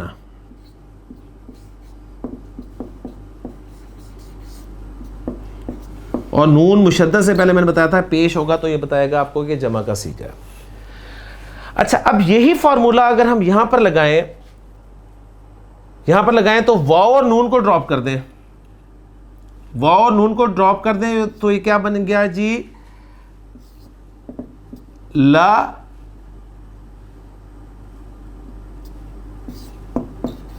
ترنا، یہ تو یہ بنا اگر واو نون کو ڈراپ کر دیں، یہی بچا نا۔ ابھی لترنا نہیں ہے یہ صیغہ، یہاں پر کیا ہے کہ لتروننا، یعنی کیا مطلب ہے، واو ڈراپ نہیں ہوا۔ اب یہ بڑا ایک ٹیکنیکل سا پوائنٹ یہاں پر آ گیا جی کہ واو ڈراپ کیوں نہیں ہوا، تو اس کے حوالے سے ایک نوٹ کر لیں فارمولا، میں فارمولا ایک اسپیشل آپ کے لیے میں نے لکھا ہے، اس کو نوٹ کر لیں کہ اگر آپ کا صیغہ ہو جمع مذکر غائب کا اور جمع مذکر حاضر کا، یعنی یہ 2 صیغے ہوں آپ کے، جمع مذکر والے صیغے ہوں چاہے وہ حاضر ہوں چاہے غائب ہوں، ان دو صیغوں میں یہ واو جو ہے ضمیر کہلاتی ہے نا، اس واو ضمیر سے پہلے، واو ضمیر سے پہلے اگر پیش نہ ہو، پیش نہ ہو، پیش ہو کی بات نہیں کر رہا، پیش نہ ہو. اب آپ دیکھیں کہ یہاں پر واو ضمیر سے پہلے پیش نہیں ہے، یہاں پر واو ضمیر سے پہلے پیش ہے. اگر پیش نہ ہو تو واو ڈراپ نہیں ہوگا، صرف نون اعرابی ڈراپ ہوگا. کیا کہا جی میں نے بتایا کہ جمع مذکر غائب اور جمع مذکر حاضر کے جو صیغے ہیں ان کے ساتھ آپ نون خفیفہ یا نون ثقیلہ کا استعمال کرنا چاہتے ہیں تو وہ جو ضمیر ہے واو جمع والی ضمیر، اس سے پہلے اگر پیش نہیں ہے، اگر پیش ہے تو واو نون دونوں ڈراپ ہوں گے. اگر پیش نہیں ہے جیسے کہ یہاں پر زبر ہے تو صرف نون ڈراپ ہوگا، واو ڈراپ نہیں ہوگا. لہٰذا جب آپ یہاں پر اس کو اپلائی کرتے ہیں تو یہ بن گیا جی، چونکہ واو ضمیر سے پہلے پیش نہیں تھا لہٰذا واو ڈراپ نہیں ہوگی اور اس صرف نون ڈراپ ہو جائے گا. اور جب یہ صرف نون ڈراپ ہوا، نون مشدد آ گیا تو اس واو کو، اب یہ دیکھیں نون مشدد کا معنی کیا ہے کہ دو نون ہے، ایک نون ساکن ہے دوسرا نون زبر والا ہے. ٹھیک، یہ اچھا اب دو ساکن آگے کہ نہیں آگے؟ واو ایک ساکن ہے اور دوسرا ایک نون ساکن ہے. تو رول کیا ہے؟ ایک ساکن کو زیر دے کے آگے ملاتے ہیں نا، لیکن میں نے بتایا جو جمع والا ہوتا ہے اس کو آپ پیش دے کے ملاتے ہیں، تو اس لیے واو پر پیش دی. تو یہ بن گیا جی ترون، اور شروع میں لام لگ گیا تو لترون. تو یہ بہت بڑا ایک مسئلہ ہے جو کبھی سوال نہیں آیا اور نہ کبھی کسی نے اسے حل کرنے کی کوشش کی ہے، کسی نے پوچھا بھی نہیں. تو آج یہ سورہ مبارکہ کی برکت ہے، آپ کہہ لیں کہ یہ سیکھا بھی ہمارا بہت مشکل سیکھا جو ہے وہ حل ہو گیا. تو لترون الجحیم، لام یہ تاکید کے لیے آ گیا. ترون جو ہے فعل مضارع ہو گیا، فعل بفاعل، اور الجحیم جو ہے یہ اس کے لیے مفعول ہو گیا. فعل اپنے فاعل اور مفعول سے مل کر جملہ فعلیہ ہو کر یہ جواب قسم ہو گیا. جواب قسم کے لیے قسم کیا ہے؟ واللہ.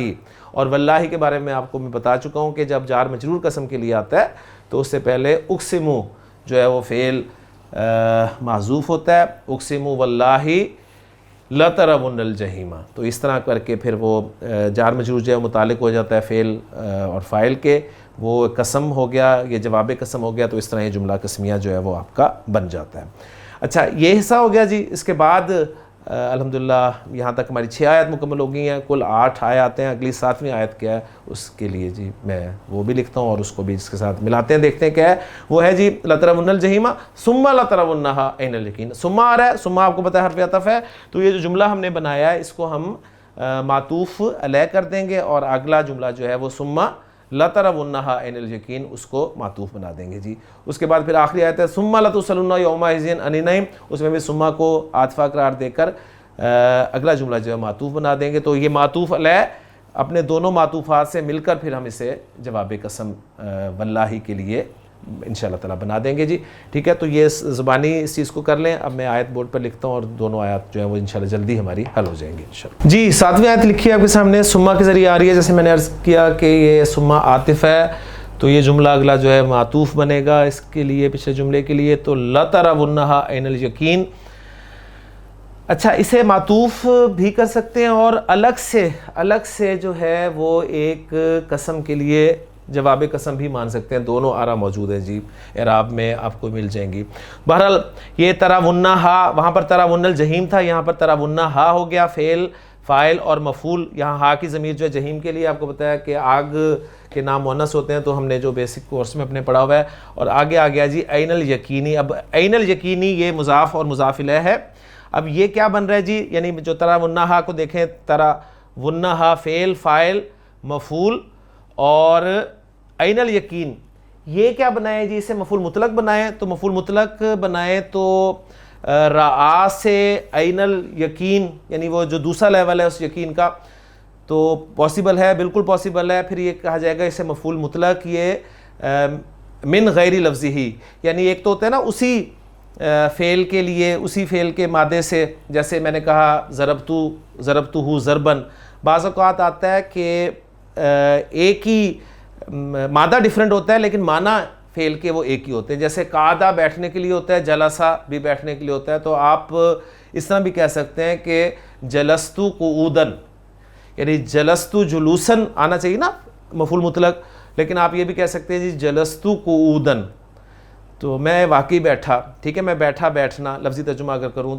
تو جلستو جلسہ لگا دیا ادھر آپ نے, اور اسی کے ہم معنی جو ہے وہ دوسرا فعل استعمال کر لیا, یعنی معنی وہی ہے فعل کے لیکن مادہ دوسرا استعمال کر لیا. تو اسے کہا جاتا ہے مفعول مطلق من غیر لفظی ہی, یعنی اس کے لفظ کے علاوہ سے یہ استعمال ہوتا ہے. تو رعا دیکھنا, تو عین یہ بھی دیکھنے کے لیے آتا ہے, تو اس حوالے سے ہم اسے مفعول مطلق بھی قرار دے سکتے ہیں کہ مفعول مطلق ہے لیکن من غیر لفظی ہی ہے, یعنی اس کے لفظ سے یہ نہیں ہے.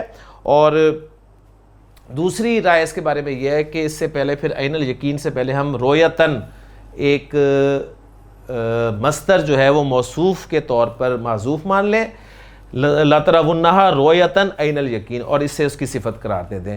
تو یہ ذرا لمبی آپ کہہ لیں بحث ہو جائے گی. اگر سمپل وہ بات آپ کے ذہن میں ہے کہ جلستو قعودن, تو بات کلیئر ہے, یہ مفعول مطلق اس کا بن جاتا ہے. تو فعل اپنے فاعل اور مفعول مطلق سے مل کر جملہ فعلیہ ہو کر یہ معطوف بنا لیں جی اس کے لیے, یا جیسے میں نے کہا کہ اسے آپ ایک قسم کے لیے جواب قسم بھی قرار دے سکتے ہیں. دونوں پاسبلٹیز موجود ہیں.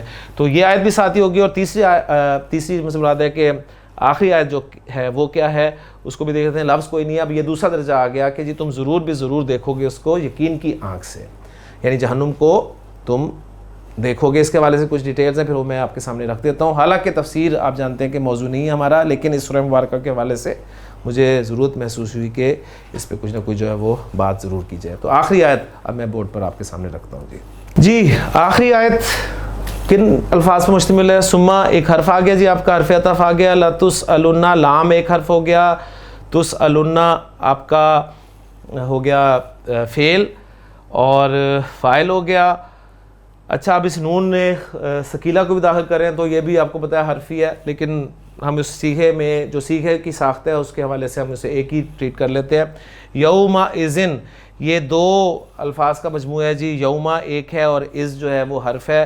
یوما اسم ہے, آپ کو پتہ ہے یہ از حرف ہے, اور ان حرف ہے, اور ان نعیم اسم ہو گیا. تو ایک دو آپ کے اسماء ہو گئے جی, اور ایک فعل ہو گیا, اور سما ایک, اور از دو, اور ان تین حروف ہو گئے. تو یہ اس کا آپ کہہ لیں کہ الفاظ کی پہچان ہوگی جی الحمدللہ. اب اس میں کچھ ضرورت ہے جی, یہ یومئذ کا لفظ جو ہے اس کے بارے میں آپ کو بتا دوں, اکثر سوال اس کے حوالے سے بھی کیا جاتا ہے. یہ ہے جی اصل میں یوما ظرف ہے, اور یہ ایک جملے کی طرف اس کی اضافت ہوتی ہے, اور اس کا جملہ جو ہے وہ ہے از کانا کذا. یوم از کانا کذا. اب یہ جملہ جو ہے پورا یہ مضاف الیہ بن کر استعمال ہوتا ہے جی اس یوما ظرف کے لیے. تو پھر یہ ظرف اور مضاف الیہ مفعول فی بنتے ہیں یا ظرف بن جاتے ہیں جملے میں, آپ جانتے ہیں اس کو. اچھا اب یہ از کانا کذا, یوم از کانا کذا, یعنی جب وہ ہوا تھا, جب ایسا ہوا تھا. اچھا اب یہ کانا کذا جو ہے اس کو حذف کر دیا جاتا ہے, اس کو حذف کر دیا جاتا ہے, اور پھر اس کے حذف کے عوض میں اس کو تنوین دے دی جاتی ہے جی. تو یہ بن جاتا ہے جی یومئذ. یہ پھر تنوین عوض کہلاتی ہے. تنوین کی مختلف قسمیں پھر گرامر کی کتابوں والے بیان کرتے ہیں. تنوین آپ کو پتہ ہے نکرہ کے لیے بھی آتی ہے, ٹھیک ہے. تنوین جو ہے وہ کس کے لیے آتی ہے؟ تحقیر کے لیے بھی آتی ہے. تنوین جو ہے وہ پھر تکسیر کے لیے بھی آتی ہے. مختلف قسمیں تنوین ترنم کے لیے بھی آتی ہے. پھر تنوین عوض کے لیے بھی آتی ہے. عوض یعنی کسی چیز کو آپ حذف کر دیں اور اس کے عوض میں لگا دیں. جیسے کلو نفسن ہے آپ کا مرکب اضافی, تو نفس کو حذف کر کے آپ کہتے ہیں کلن. تو یہ کلن پر جو تنوین ہے یہ تنوین عوض کہلائے گی. ٹھیک ہو گیا. تو یومئذ پھر اس کو لکھنے کا انداز جو ہے وہ یہ ہے جی یومئذ. تو اب یہاں پر اذن سے مراد ہے یوم ترونہا, یعنی جس دن تم اسے دیکھو گے. تو اب اس کا انالیسس بھی بالکل کلیئر ہو جائے گا اس حوالے سے کہ تسألون جو سیکھا ہے یہ سأل یسلو سین حمزہ لام مادہ باب فا سأل یسلو سوال کرنا. اچھا سوال کرنا دو معنی میں آتا ہے جیسے کہ آپ جانتے ہیں, ایک اس کے معنی ہوتے ہیں جی پوچھنا اور ایک معنی ہوتے ہیں مانگنا. ٹھیک, جب یہ پوچھنا کے معنی میں آتا ہے سوال کرنا پوچھنا کے معنی میں آتا ہے تو دو مفعول ہی ہوتے ہیں جی دونوں صورتوں میں اس کے, چاہے مانگنا کے مفہوم میں آئے چاہے پوچھنا کے مفہوم میں آئے, دو مفعول ڈیمانڈ کرے گا. جب یہ پوچھنا کے معنی میں آتے ہیں تو دو مفعول جو آتے ہیں اس میں پہلا مفعول اس کا وداؤٹ پریپوزیشن ہوتا ہے, ڈائریکٹ استعمال ہوتا ہے, اور دوسرا مفعول جو ہے اس کے ساتھ ان کی پریپوزیشن آتی ہے. ٹھیک ہے, جیسے قرآن مجید میں بے شمار آیات آپ کو ملیں گی کہ یسألونک عن الساعۃ, یسألونک عن الروح, تو یسألون فعل اور فاعل کا مفعول اول, اور عن الساعۃ عن الجبال عن الخمر عن المیسر عن المحیض عن الاحلۃ, یہ ساری جو ایگزامپل قرآن مجید میں عن الروح یہ سب کے سب دوسرے مفعول کے ساتھ آئی ہیں. تو یہاں پر جو ہے وہ دوسرا مفعول جو ہے وہ آپ کے سامنے آ رہا ہے کہ جس چیز کے بارے میں پوچھا جائے گا وہ ہے عن النعیم, یعنی نعمتوں کے بارے میں پوچھا جائے گا.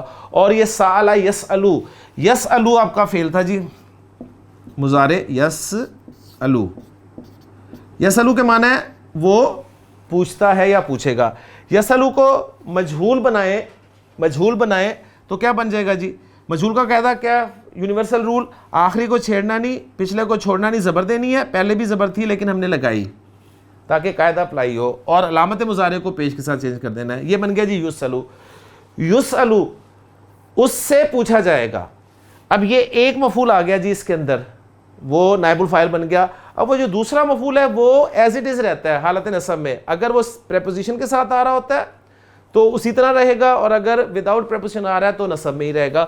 تو یہاں پر پریپوزیشن کے ساتھ دوسرا مفعول آ رہا تھا تو وہ دیکھیں اسی طرح مل رہا ہے آپ کو. تو یہ تھا جی یسألو. یسألو پھر تسألو حاضر کا صیغہ, تسألو سے جمع کا صیغہ بن گیا جی تسألون, اور پھر تسألون کے ساتھ نون ثقیلہ لگایا تو تسألن بن گیا, واو اور نون دونوں ڈراپ ہو گئے, دونوں ڈراپ ہوئے تو لتسألن, ضرور بے ضرور تم سب سے سوال کیا جائے گا عن النعیم نعمتوں کے بارے میں, یوم ترونہا جس دن تم اس کو دیکھو گے. کس کو دیکھو گے؟ جہنم کو دیکھو گے. تو یہ اس کا انالیسس میں نے تیزی سے آپ کے سامنے رکھ دیا کیونکہ پہلے ہی اس کلاس کو کافی دیر ہو چکی ہے. کوئی ایسی مشکل چیز نہیں ہے, پھر بھی کوئی سوال اگر آپ کے ذہن میں اٹھے گا تو مجھ سے ضرور کر لیجئے گا, لیکن بات کلیئر ہے. انالیسس اس کا سامنے رکھ لوں کہ تسألون جو ہے یہ فعل مجہول ہے, اور جب بھی فعل مجہول آئے گا تو اس کا نائب الفاعل ضرور ہوگا. ٹھیک ہے, اب وہ نائب الفاعل جو ہے وہ یا ضمیر کی صورت میں ہوگا یا ظاہر ہوگا. یہاں پر وہ نائب الفاعل ضمیر کی صورت میں ہے, تو تسألون فعل مجہول ود نائب الفاعل با نائب الفاعل. ٹھیک ہے, یومئذ یہ آپ کا جی میں نے جیسے بتایا ظرف اور مضاف الیہ ہو کے مفعول فی ہو گیا, اور عن النعیم جار مجرور متعلق ہو گیا فعل کے. تو فعل مجہول اپنے نائب الفاعل مفعول فی مقدم اور متعلق سے مل کر جملہ فعلیہ ہو کر معطوف. تو معطوف علیہ اپنے دونوں معطوفوں سے مل کر آپ کا جملہ معطوفہ بن گیا. ٹھیک ہے, یہ سمپل سی میں نے آیت آپ کے سامنے جو ہے وہ مفہوم اس کا رکھ دیا. اب میں آپ کو اس کے بارے میں بتا دوں کہ ایک دو سوالات جو یہاں پر پیدا ہوتے ہیں کہ یہاں پر جو سما کا لفظ لگا ہے یہ کس لیے آیا یہاں پر؟ اس لیے آیا کہ پھر یعنی جہنم میں جب ڈال دیا جائے گا اس کے بعد پوچھا جائے گا. تو ایک رائے یہ ہے کہ نہیں یہاں پر پھر جو ہے یہ ان معنی میں نہیں ہے کہ پھر تم سے پوچھا جائے گا, بلکہ یہ ہے کہ یہاں پر پھر ہے کہ پھر ہم تمہیں خبر دیتے ہیں کہ تم سے ضرور نعمتوں کے بارے میں سوال کیا جائے گا. ایک تو رائے یہ ہے. ٹھیک, پھر یہاں پر سوال کچھ پیدا ہوتے ہیں. ایک سوال یہ ہوتا ہے جی یہ سوال کن سے ہوگا؟ کافروں سے ہوگا, مومنوں سے ہوگا, یا فاسقوں سے ہوگا؟ ٹھیک ہے, تو رائے یہ ہے کہ جی کافروں سے سوال ہوگا. ایک رائے یہ ہے مختلف حدیث کی روشنی میں کہ یہ سوال کافروں سے بھی ہوگا, مومنوں سے بھی ہوگا, اور فاسقوں سے بھی ہوگا. ٹھیک ہو گیا. ایک رائے یہ ہے کہ جن لوگوں کو دنیا نے غافل کر دیا دین سے یہ سوال ان سے ہوگا. یہ پھر تفسیر والی بات ہے. بات پھر وہ یہ دیکھیں, اب تفسیر میں جا رہے ہیں تو اب جس نے رائے دی کہ کافروں سے سوال ہوگا تو آپ مطمئن ہو گئے جی چلو جی ہمارے سے سوال نہیں ہوگا, تو فوراً آپ کی توجہ جو اس ٹیکس سے ہٹ گئی. لیکن اگر صرف فوکس آپ کریں کہ ثم لتسألن یومئذ عن النعیم, تم سے ضرور بھی ضرور پوچھا جائے گا اس دن نعمتوں کے بارے میں, تو انسان اپنے اوپر اپلائی جب کرتا ہے تو پھر وہ ایکٹیو ہوتا ہے اور اپنا محاسبہ کرتا ہے اور اپنا جائزہ لیتا ہے اور پھر اپنی اصلاح کی کوشش کرتا ہے. ٹھیک ہے. اس کے بعد پھر جی سوال پیدا یہ ہوتا ہے کہ یہاں پر نعمتیں جو میں نے ترجمہ کیا, نعمتوں سے مراد کون کون سی نعمتیں ہیں. تو ایک رائے تو یہ ہے کہ جی یہ میں قول آپ کے سامنے کچھ رکھ دوں. حضرت عبداللہ بن مسعود رضی اللہ عنہ فرماتے ہیں کہ یہاں پر نعیم سے مراد امن اور صحت کی نعمت ہے. حضرت علی رضی اللہ عنہ کا قول ملتا ہے کہ یہاں پر عافیت جو ہے وہ مراد ہے. ابو درداء رضی اللہ عنہ فرماتے ہیں کہ گیہوں کی روٹی ہو, سائے کی نیند ہو اور ٹھنڈا پانی, یہ نعمتیں مراد ہیں. حضرت جابر رضی اللہ عنہ فرماتے ہیں کہ لذیذ کھانا پینا جو ہے وہ یہاں پر مراد ہے. جبکہ حضرت مجاہد رحمۃ اللہ فرماتے ہیں کہ ہر لذت, چاہے وہ کھانے کی شکل میں ہو, چاہے مکان کی شکل میں ہو, چاہے بیوی کی شکل میں ہو, اس نعمتوں کے بارے میں تم سے پوچھا جائے گا. پھر ایک بات یہ ہوتی ہے جی سوال کب ہوگا. مختلف مواقع احادیث کو جب ہم اکٹھا کرتے ہیں تو مختلف مواقع پر جی مختلف سوال ہوں گے. میدان حشر میں بھی سوال ہو سکتا ہے, پل صراط میں بھی سوال ہوگا, اور جہیم کی رویت یعنی یہاں پر اس جیسے آ رہا ہے, اگر دوسری رائے لیں کہ جی سما جہنم میں ڈالنے کے بعد سوال ہوگا تو یہ بھی ممکن ہے. اچھا یہ ضروری نہیں ہے, اب یہاں پر مفسرین پھر لکھتے ہیں کہ ضروری نہیں کہ سب سے سب مقامات پر سوال ہو, سب سے سب مقامات پر سوال ہو. بعض سے کسی مقام پر کوئی سوال یا کوئی بھی حساب کیا جا سکتا ہے. جیسے آپ نے حدیث سنی ہے کہ نبی صلی اللہ علیہ وسلم نے فرمایا کہ ان اول ما یحاسب بہ العبد یوم القیامت الصلاۃ, بندے سے قیامت کے دن جو سب سے پہلے سوال کیا جائے گا وہ نماز کے بارے میں ہوگا. پھر آپ صلی اللہ علیہ وسلم نے فرمایا کہ لا تزول قدم ابن آدم یوم القیامت حتی یسأل عن خمس, آدم کے بیٹے کے قدم نہیں ہلیں گے اپنی جگہ سے جب تک اس سے 5 باتوں کے بارے میں پوچھ نہیں لیا جائے گا. وہ پوری حدیث آپ جانتے ہیں. تو یہ مختلف سوالات ہیں, مختلف مواقع کے سوالات ہیں. کیا ہر ایک سے ہوں گے یہ ضروری نہیں ہے, کس سے ہوں گے یہ اللہ تعالیٰ بہتر جانتا ہے. کچھ لوگ ایسے بھی ہوں گے جن سے کوئی سوال نہیں ہوگا.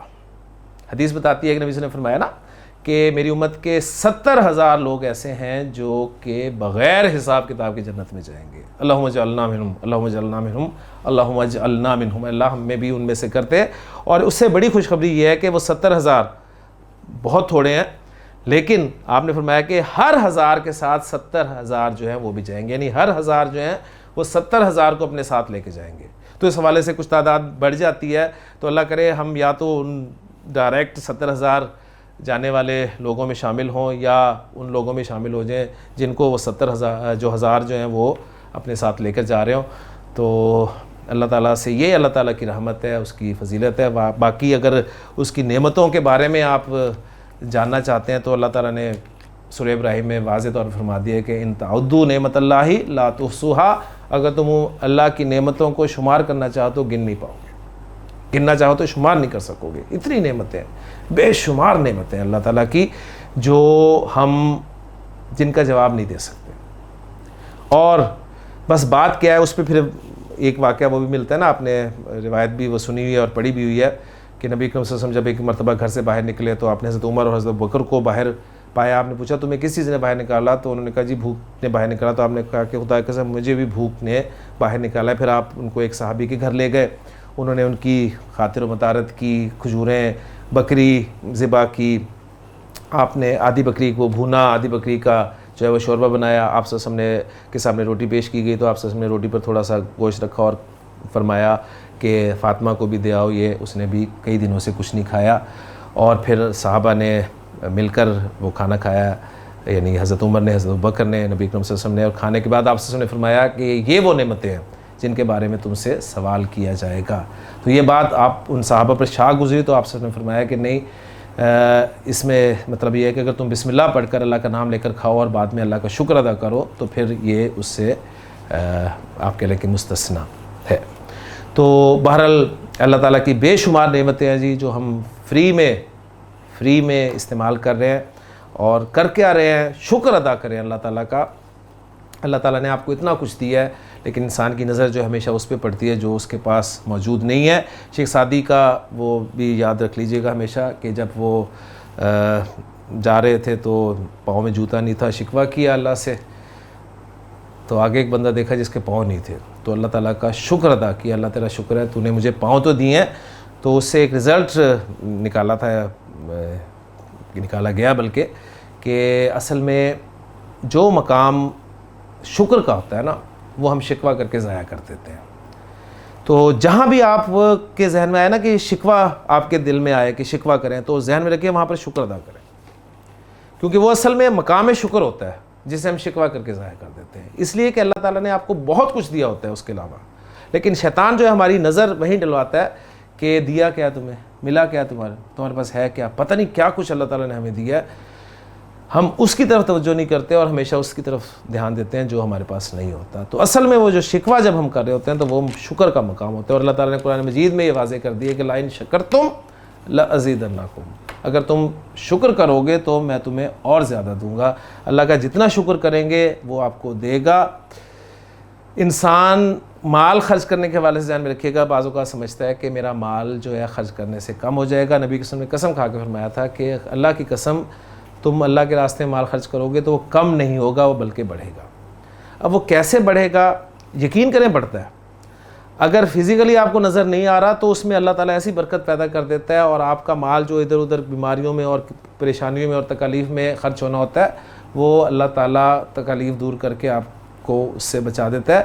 ہم لوگ اللہ تعالیٰ کی حکمتوں کو چونکہ نہیں جانتے، لہٰذا اس دنیا میں شیطان کے اپنے نفس کے جال میں پھنس کر اللہ تعالیٰ کی ناشکری کرتے رہتے ہیں۔ تو کم از کم ایک میسج ضرور لے کے جائیے گا کہ اللہ تعالیٰ کا شکر کریں ہر حال میں، اور یہ نہیں ہے جی کہ پورے شکوے شکایتیں کرنے کے بعد آپ کہیں جی اللہ کا شکر ہے، یہ کوئی شکر نہیں ہے، ٹھیک ہے؟ جس طرح صبر کے بارے میں آتا ہے نا، صبر وہی ہے جو پہلے وقت میں ہی کیا جائے، ساری رو پیٹ کے آپ شکوے شکایتیں کر کے کوئی آپ کو کہ صبر کرو تو آپ کہیں جی صبر ہی کر رہا ہوں اور میں کیا کروں، تو یہ صبر نہیں ہے۔ صبر وہی ہے جو پہلی دفعہ ہوگا۔ تو شکر وہی ہے جب آپ دیکھیں کہ کوئی چیز آپ کو لگ رہا ہے کہ مس ہے تو اس پہ اللہ کا شکر ادا کریں، اللہ تیرا شکر ہے تو نے مجھے سب کچھ عطا کیا ہے۔ تو انشاءاللہ تعالیٰ آپ دیکھیں گے آپ کی زندگی میں ایک پازیٹیو چینج آئے گی۔ لیں جی الحمدللہ 8 آیات پر مشتمل جو ہے وہ ہماری پہلی صورت، ان صورتوں میں سے ایک صورت ہماری مکمل ہوگی۔ ایک حدیث میں آپ کے سامنے ذرا رکھ دوں جو مجھے نعمتوں کے حوالے سے آئی تھی جی سامنے، بڑی خوبصورت حدیث ہے، اس کو میں آپ کے سامنے بیان کرتا ہوں جی۔ یہ حدیث امام ترمذی رحمہ اللہ جو ہے انہوں نے بیان کیا، اپنے سنن ترمذی میں لائے ہیں، 3358 نمبر اس حدیث کا ہے جی۔ اس میں حضرت ابو ہریرہ رضی اللہ عنہ فرماتے ہیں کہ قال رسول اللہ صلی اللہ علیہ وسلم ان اول ما یسأل عنہ یوم القیامت یعنی العبد، بندے سے قیامت کے دن جو سب سے پہلے سوال کیا جائے گا من النعیمی، نعمتوں میں سے، وہ یہ ہوگا کہ این یقال لہ، سے یہ کہا جائے گا کہ الم نصح لک جسمک، کیا میں نے تمہارے لیے تمہارے جسم کو تندرست نہیں کیا تھا، وَنُرْوِيَكَ مِنَ الْمَاءِ الْبَارِدِ، اور کیا میں نے تمہیں ٹھنڈے پانی سے سیراب نہیں کیا تھا۔ یہ پہلا سوال جو ہے وہ حضرت ابو ہریرہ فرماتے ہیں نبی کریم صلی اللہ علیہ وسلم نے فرمایا کہ بندے سے کیا جائے گا قیامت کے دن۔ تو وہ جو ہے نا ثُمَّ لَتُسْأَلُنَّ يَوْمَئِذٍ عَنِ النَّعِيمِ، تم سے نعمتوں کے بارے میں ضرور پوچھا جائے گا۔ ہمارے لیے ہمارا جسم دیکھیں کتنا صحیح ہے، ہم اللہ تعالیٰ کی اتنی نعمتیں، صحت کے اعتبار سے، سانس لینا، جسے سانس نہیں آتا اس سے پوچھیں کہ سانس لینا کتنی بڑی نعمت ہے، جسے مسئلہ ہے سانس کا مسئلہ، دمے کی شکایت ہے اس سے پوچھیں، پھر جسے کوئی آنکھوں کا مسئلہ ہے، جسے دل کا مسئلہ ہے، جسے گردے کا مسئلہ ہے، ہر جسم کا آرگن آپ دیکھیں، آپ صبح اٹھتے ہیں آپ دیکھتے ہیں اللہ تعالیٰ نے آپ کے ہر آرگن کو صحیح کام پہ لگایا ہوا ہے، صحیح کام کر رہا ہے، اس سے بڑی نعمت کیا ہے مجھے بتائیں۔ تو یہ بہت بڑی نعمت ہے جس کے بارے میں سوال کیا جائے گا۔ پھر ہم کیا کر رہے ہیں اللہ کے لیے، یہ ہم نے دیکھنا ہے اور اپنا جائزہ لینا ہے، اور پھر کچھ نہ کچھ کریں۔ اللہ تعالیٰ عمل کرنے کی توفیق عطا فرمائے جی۔ بہت لمبا لیکچر ہو گیا، تو بہرحال گرامر کے حوالے سے بھی بڑا اہم تھا، صورت کے اعتبار سے بڑا اہم تھا، مضامین کے اعتبار سے بڑا اہم لیکچر تھا۔ امید کرتا ہوں کہ انشاءاللہ تعالیٰ بات سمجھ میں آئی ہوگی۔ اجازت دیجیے گا۔ سبحانک اللہم و بحمدک، اشہد ان لا الہ الا انت، استغفرک و اتوب الیک۔